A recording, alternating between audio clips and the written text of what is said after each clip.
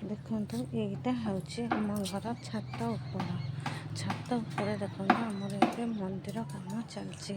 ମନ୍ଦିର କାମ ହେଇଗଲେ ବହୁତ ଖୁସି ଲାଗିବ ମଧ୍ୟ। ଲୋକ ଏପର୍ଯ୍ୟନ୍ତ ମନ୍ଦିର କାମ କରୁଛନ୍ତି।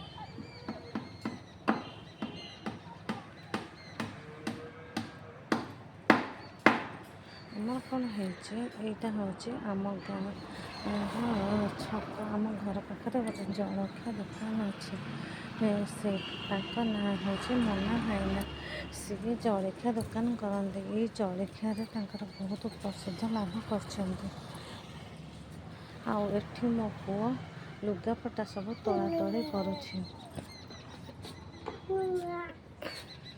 ଆଉ ଏଇଟା ହେଉଛି ଆମ ରାସ୍ତାଟା। ଏଇଟା ହେଉଛି ଯଜ୍ଞ ଘର।